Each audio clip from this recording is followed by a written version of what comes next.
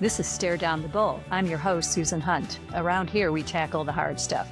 How to lead with clarity, leveraging AI, and turn strategy into real results. My guest today brings a powerful perspective on how to do exactly that. Let's dive in.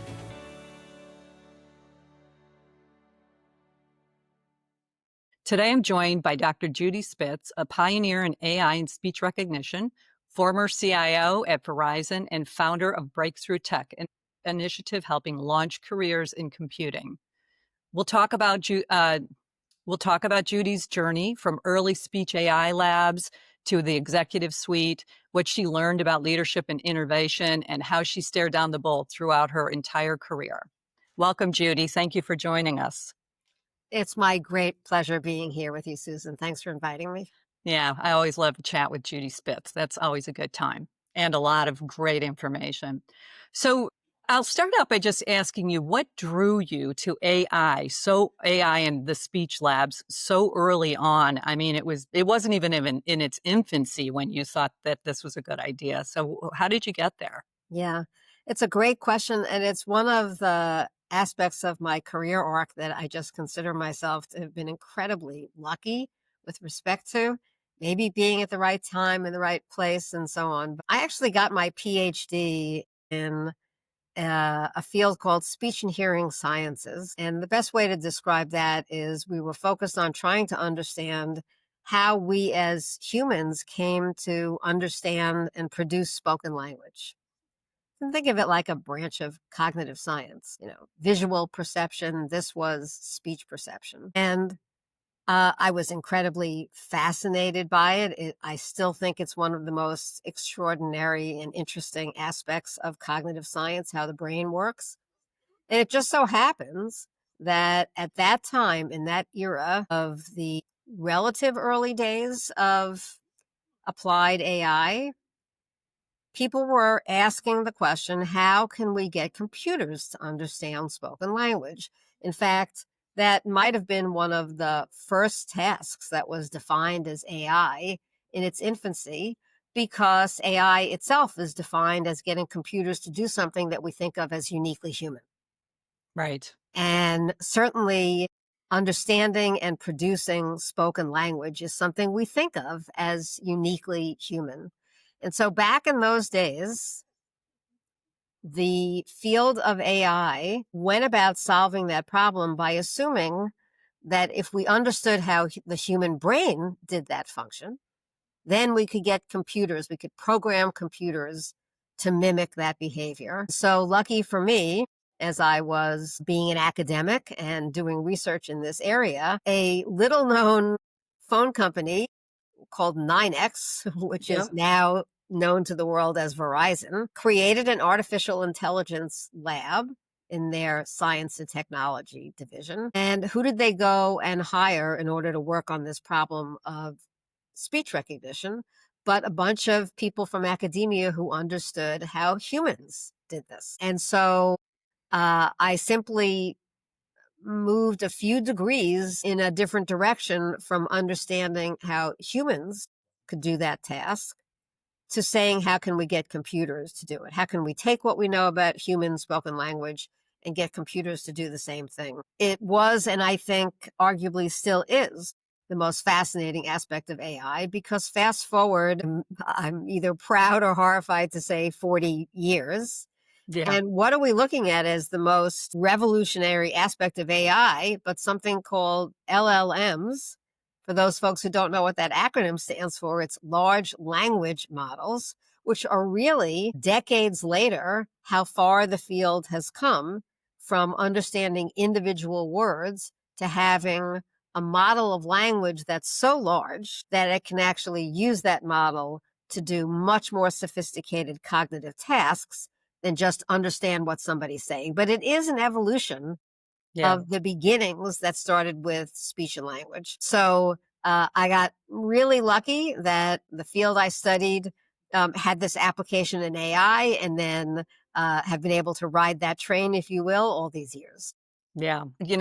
How did you feel working in those labs in the early days? I would imagine there weren't a ton of women working in those labs, but what was that like? And did you have any idea that it would blow up into what it is today and what it might become.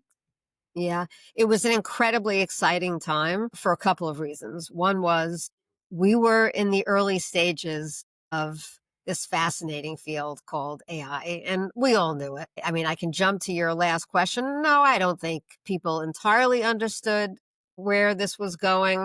And with that, the flip side of that is I don't think any of us would have expected it took that long Yes, because it's been exactly. many decades. Yeah. But there were some early futurists, most notably someone named Ray Kurzweil, who your Yeah. listeners, if they don't know him, can go look him up. He's been predicting everything that we're seeing now since way back then. Yeah. Um, so we knew we were doing something exciting. Think about it. The artificial intelligence lab that I joined, which was the beginning of my career, had in it a speech technology group, the one that I joined. It had a group called machine vision, and that group's first task was, can we read handwritten checks Oh, yeah. that the phone company has to process? Because in those days, people paid their bills by writing checks. It had a group called an expert systems group. And again, for those of you folks out there who do or don't know the origins of AI, expert systems was really the beginning of what we now call machine learning, because it was based on the fact that the way to get computers to reason through complicated tasks was to interview Yeah. an expert in anything, an expert in network planning, an expert in culinary design. It doesn't matter what it is, and extract out of them the rules that they used in order to be the experts that they were, and then simply program the computer to execute those rules. That has turned into, just think about it, those rules are still there. It's just that the machine is learning them on their own Yeah. instead of interviewing experts. And then you have something called supervised learning, which is helped by experts, and so on and so forth. But way back then, we had nascent groups looking at the parts of AI that really were a roadmap to where we are now. Amazing. Amazing. Early on, did you have any stare down the bull moments where you really had to overcome something that was just looked so monstrous and so challenging? And if so, what was it and how did you overcome it? Yeah, that's a great question. And I do talk about things like that oftentimes when I talk to young leaders, because everything's not going to go smoothly. As I like to say, your career, you need to think of it as a jungle gym, not a ladder. So, I love that. my career at Verizon lasted for 30 years, and it was a steady but a slow climb. And so there were lots of bumps in the road. One thing that stands out to me, as I recall, because it felt like a career ending moment, although it wasn't, we were trying to get the executive team.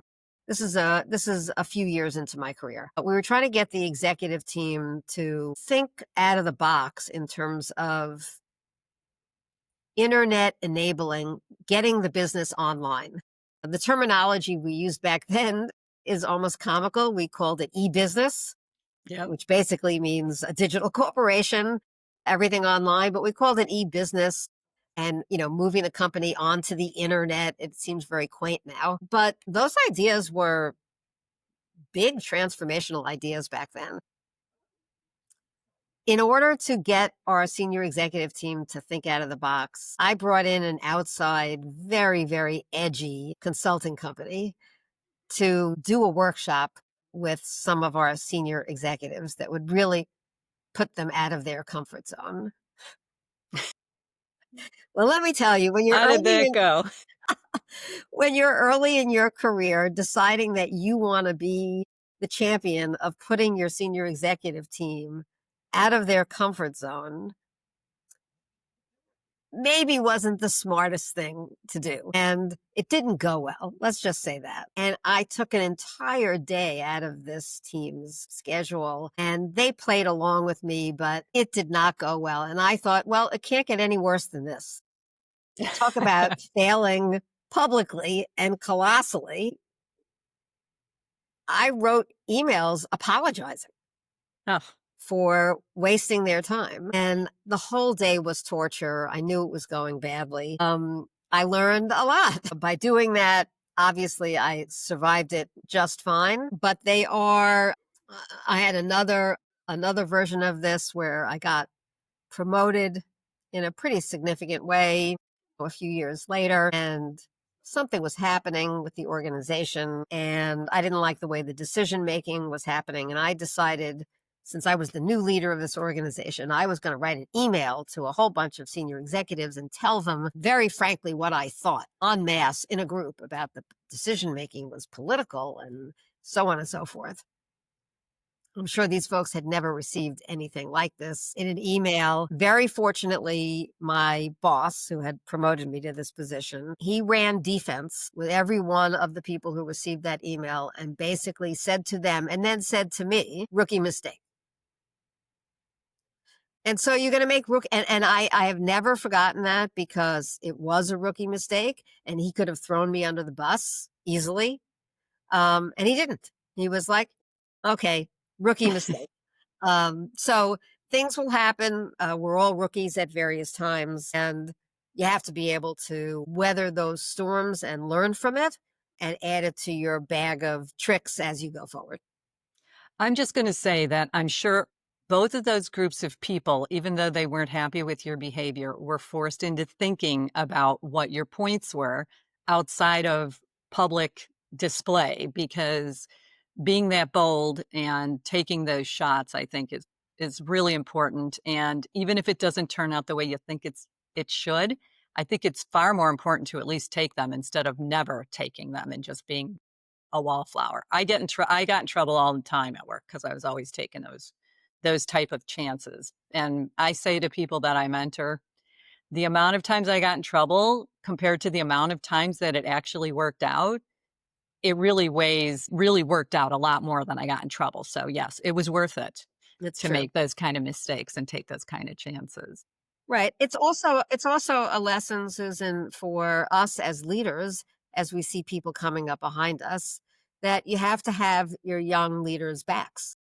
Yes. You have to be willing to not throw them on the bus, the opposite, to use them as coaching moments, to defend them out in the world, because they are going to make mistakes. So it was a lesson on both sides of the equation, if you will, for me. Yeah, and when you do that, by the way, you do that. I always did that with my people. What it creates is a really loyal base of people working for you. They know they can take the chances that they need to take because their boss has their back. Even if their boss is furious with them for what they did, they have their back. And that gives people, I think, a lot more latitude to take chances to take bolder steps because they know. And those bold steps are the thing that make great leaders and great employees. I mean, you bumbled the ball a couple of times there, I guess, but you did become the CIO of Verizon. And you also did happen to deploy maybe the first largest call center speech recognition ever in the country, maybe in the world. I don't know if it was the biggest, but I think it Well, was. I did that, and you know very well that you and I did that together. Well, I sold it to you. You did all the work. I got yelled at occasionally, but no, you did that with your team, and it was really inspirational. Amazing. Yeah. It really was. Do you want to talk a little bit? Could you talk a little bit more about your time as CIO and how that transpired? Because while you are talking about some things you did early on in your career that were wrong, you did so many things that were really right. And you were so well respected at Verizon by everybody, every executive, and the people that worked for you and with you. So tell us a little bit more about how that transitioned over the period of time you were there. Yeah.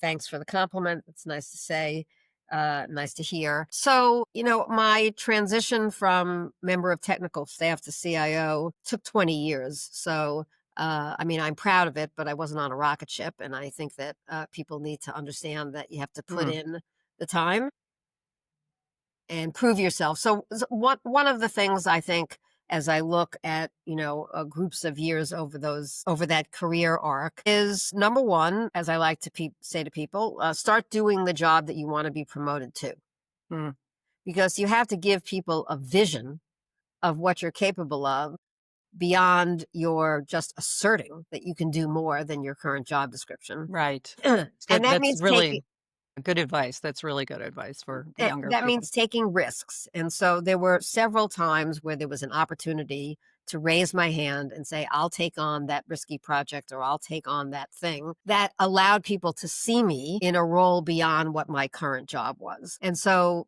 that's sort of one observation. And in each case, it led to a promotion. In Yeah, every single case that I made a move like that, it led to the next promotion. And similarly, it was, and I apologize because I have a cold, so it's okay. clearing my throat here. My actual promotion to CIO came out of the same thing, which was I was the senior VP responsible for IT for a particular division of the company. And um, I just had done some great work with my team in delivering to that organization. And then we merged with MCI for those folks who know the telecommunications history. Yeah. And it just so happens that one of the senior leaders of the team I was supporting went over and became the president of the new business unit, pulled me over and said, I want her to be my CIO. And that came directly out of his experience with knowing and trusting my ability to lead and deliver and so on. So that was that last piece of that move. The lesson that I like to share with folks is number one, start doing the job you want to be promoted to. And number two, you have to do a great job every day, Yeah. not just on special days, not just on big presentations, but every day you got to come to work and you have to do a great job because people will remember that when they're looking at who do they want to bring with them. The other aspect of it is, I think it's fair to say I was a non-traditional CIO in terms of my background. I think, Susan, I don't have any computer science degrees. I don't have any IT degrees. I have a very strong foundation of science and technology and systems thinking and so on and so forth, but not traditional. And I always understood that. And this is a leadership lesson writ large. Never tried to either cover that up or pretend I was something that I wasn't, but rather understood the value that I brought because of my orientation and my leadership and my systems thinking and so on. And then surrounding myself by people who were much smarter than I was in the areas where I had less expertise. And that both willingness and, in fact, passion around making sure that the people who I surrounded myself with in my organizations always were smarter than I was and knew more than I did, allowed me to leverage my strengths and leverage their strengths, and also give the view to the broader organization that collectively we could deliver. And I just think that's it is a style of leadership It is. It definitely is. that worked for me both on a personal level in terms of what felt authentic to me, but also worked for me because of the nature of who I was in the organization. It was really the only way for me to be successful was to step into that style of leadership.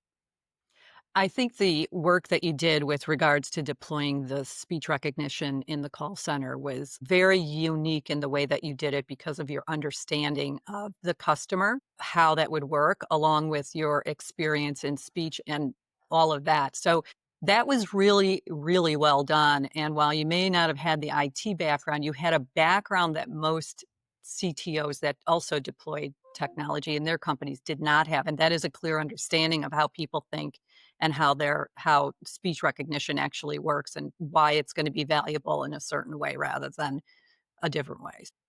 Yeah, that's true. And if you fast forward, probably the largest program I ever ran at Verizon, short of just running the organization, was the FiOS deployment. Yeah. As you may remember, number one, that was a multi-billion-dollar bet the company program at Verizon, and I was responsible for overseeing all of the systems support. There was an engineering organization that did the build. There was a marketing organization, the product organization, and then there was the systems build. And uh, there again, I would say highlight the two things that allowed me to be successful. One was, of course, surrounding myself with all of the IT experts that knew how to Yeah. build those systems. And the other was being able to take the customer's perspective. So in the case of the voice portal, as we called it in those days, yes, I did have the subject matter expertise about communication, but it's also just a general orientation around understanding the bigger picture around the business and understanding what the customer experience is, um, and needs to be. And that is a value proposition that has always held me in good stead. And I think Yeah. most people would agree, that getting somebody in a technology field who also understands the business, who also understands the end customer, is a value proposition that often differentiates really great tech leaders from not as great I tech could I leaders. couldn't agree more. Yeah. I really true. So after you did all of that, you decided to start up your own little thing, we'll call it, at Cornell. I'd love you to tell us about breakthrough tech and why you decided to do that, how you went about doing that. It's really incredible the work that you've done over there too. Yeah. Uh, this is my, you can call it my passion project or my second career. But after having been at Verizon for 30 years and having been the CIO for one of their business units for the last 10 years, it was time to do something else. And anybody who knows me from my Verizon days knows that I've always been passionate about bringing other women along, Yep. especially in tech careers. As I like to say it, I think we all have an obligation and I have a passion for lifting as you climb. So even while I was at Verizon, I think I had a pretty strong reputation for supporting the other women around me and Yes. making the observation about how few of them there were. And so as I thought about what to do next, I really just sort of grappled with the holy smokes, what's going on here? I've been here for 30 years and there are seem to be not very many more women in the tech um, career path than there were 30 years ago. And I just thought to myself, why don't you take 30 years of management experience and try to point it at this problem? And so my goal was less to have a little hobby and a nonprofit than it was to really try to look at the system. What were the systems that were perpetuating this extraordinary gender gap in tech? Yeah. And those systems include, of course, higher education, because that's the feeder pool, that's the supply side, Yes. and the industry hiring engines as the other side of that supply chain, and all of the white space in between. Yeah. So here are a couple of factoids that are still true today. 58% of the undergraduate population are women, and only 1 to 2% of them study anything related to tech. That's just crazy. It is. It is. So, on the supply side, you have to scratch your head and say, what's going on here? On the demand side, the observation is that industry was then and continues to look for and recruit tech talent the way they've always looked for and recruited tech talent, which is they look for certain things on resumes, and there's a feeding frenzy looking for talent at a very small number of universities, basically the top 20 or 25 universities. Well, guess what? Percent of the women and 90% of the Black and Latina women who are studying tech don't go to those top 20 schools. They go to Yeah. 1,300 other schools around the nation, and they've got all the potential in the world to contribute and enter and thrive in the tech industry. What they don't have is the privileged access to the opportunities that their more privileged peers who go to those top 20 schools have to get the things on their resumes that would allow them to get their foot in the door. And Yes. having been in corporate America all those years, I don't think that it's big bad corporate America or anything like that. But you can't recruit from 1,000 different schools. So you have to narrow the focus. And if the only tool you have in the tool shed is a summer internship in order to find and identify talent, and there aren't enough of those to go around, you'll never see that talent. Yeah. And I like to think about this, Susan, you'll appreciate this. I use the example of the call centers that we're both so familiar with. It has always been the case for technology changes that you can't take a new technology and bolt it onto an old system and expect to see transformational Right. results. So, yeah, you can take a speech recognizer or today's AI engines and so forth in order to try to transform a call center. But what doesn't work is to bolt it on the outside of the call center, do the best you can, and then when you fail, throw it over the wall to the old process. That Yeah. doesn't work. What you Yeah. have to do is reimagine how you're running your call center from the ground up in order to take advantage of something like AI and spoken language systems. And there are other examples around cloud computing and cloud based software development. There are examples around mobile app development. I have simply observed that the same thing is true in tech recruiting. Yeah. You can't assert that you want to find different and more talent and yet continue to recruit exactly the same way you always have. And so when I launched Breakthrough Tech, it was as a what we call a nonprofit intermediary, fancy way of saying we sit in the white space Yeah. between industry and academia, and we try to create the kind of programs that would simply let these students show what they're capable of. Because if you do that, the rest takes care of itself. I will note that while when we launched, we were exclusively focused on women, that is no longer the case. We are an inclusive organization, and we're mostly looking at talent that goes to universities that are more often than not simply overlooked by the hiring engines of the tech industry and trying to solve that problem, which is how do you take this overlooked talent and give them access to the kinds of experiences that will allow industry to see their talent. And it means bringing both sides of the supply chain to the middle. You have to get industry to lean in more what we call work based learning experiences. You have to get higher ed to lean in terms of creating the space and assigning value to experiential learning and work based learning experiences.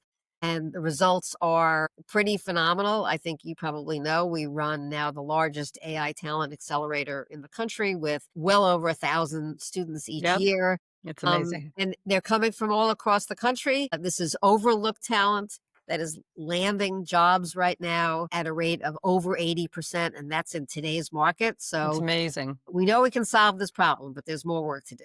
Congratulations. Yeah, for any of those companies out there that are looking to get some interns from your program, we'll make sure that they have a way to contact your organization to do so Absolutely. because they're always looking for more places to put these very smart young people. And I've been in 3 companies now where we've had their internships and they've done phenomenal work. So, Yeah. really phenomenal. Yeah.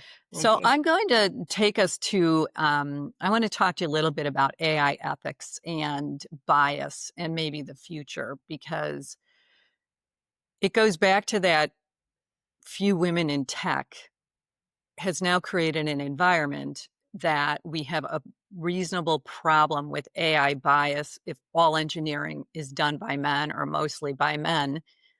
There's a lot of bias in AI that I think is worth a conversation and talk about what do we do outside of creating jobs for women in tech that can also, which I'm seeing, by the way, I'm seeing women coming into the AI space more than ever before, which is interesting. So what's your take on AI bias and what we can do more than we're already doing and what you think the future holds with that?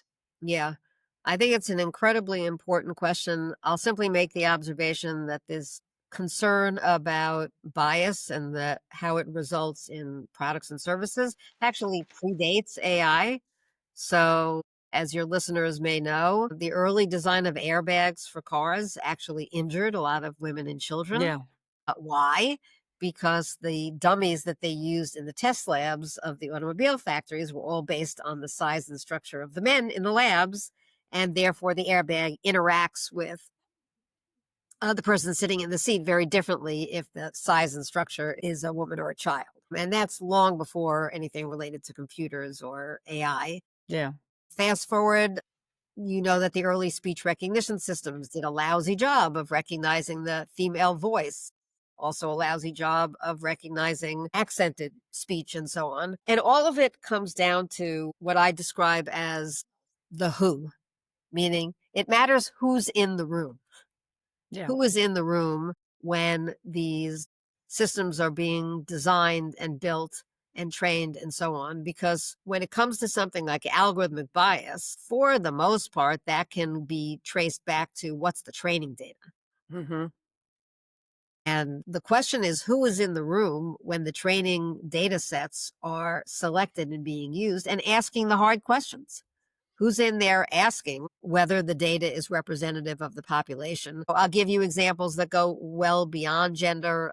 Again, you probably are familiar that facial recognition systems have been notorious in the last 5 years for leading to the false arrest of innocent Black men and women because these facial recognition systems do a significantly poorer job of recognizing the faces of people of color. There are systems that have been trained that have to do with, for example, where police cars troll and don't troll, that are biased by the demographics of zip codes and so on and so forth. So this question of bias and training data extends far and wide.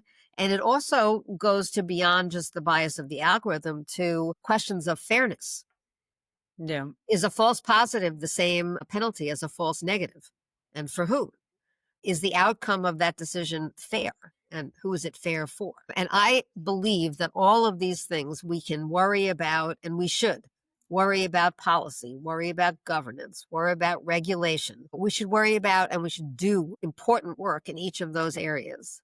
But I think the first and most important determinant about whether this extraordinary AI technology is going to serve overall to uplift or endanger society is not going to be based on any of that. The first principle, in my opinion, is going to be based on the who.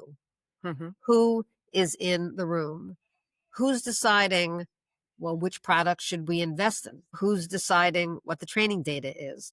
Who's asking the questions about policy, about deployment, and so on? And that's why I think it's almost more important than it's ever been before to make sure that the people who are in the room designing all of our collective futures are representative in all respects of the society that these systems are going to impact.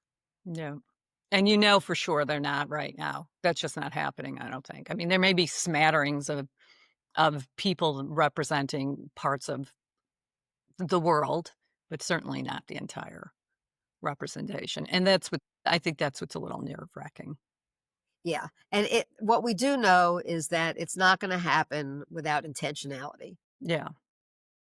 That right now, excuse me, right now, the decisions are being made by a very small number of companies and a very small number of people. And even if you widen the aperture to the people who are in the rooms designing and developing and so on, it is a very narrow slice of society. We're going to have to be intentional about who gets access to the kind of training. And you can go all the way from what I call a light lift of AI literacy.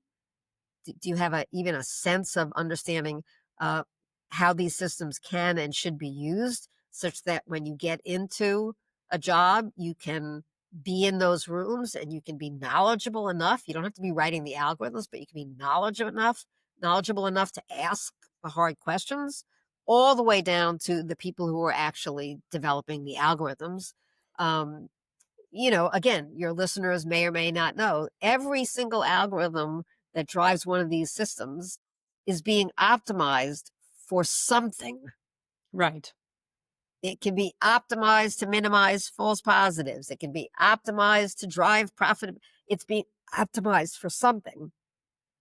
And the question is, who's in the room asking the question about what the algorithm is being optimized for and challenging whatever that assumption is. So I think there is what I like to say is the fierce urgency of now to Yeah. make sure that we are being intentional in creating the opportunities for anyone and anyone across all demographics, all socioeconomics, to get the knowledge base that they need to get into those rooms. Yeah, that's awesome. The work that you're doing is really important, Judy. Thank you so much for putting together breakthrough tech and creating such a large hopeful environment to solve some of these big problems. I mean, we can just wish it goes away, or we can do what you're doing, which is actually creating AI future leaders to help with the situation, with the bias situation. I really appreciate you being on Stare Down the Bull today. It was a great conversation, and looking forward to seeing you again really soon. Thank you so much. Thanks for having me, Susan. It's always great having a conversation with you. Thank you. Thank you for listening to Stare Down the Bull. If today's conversation sparked new ideas, share it with a colleague and keep the momentum going. The future belongs to leaders who act, so subscribe and join us again next week.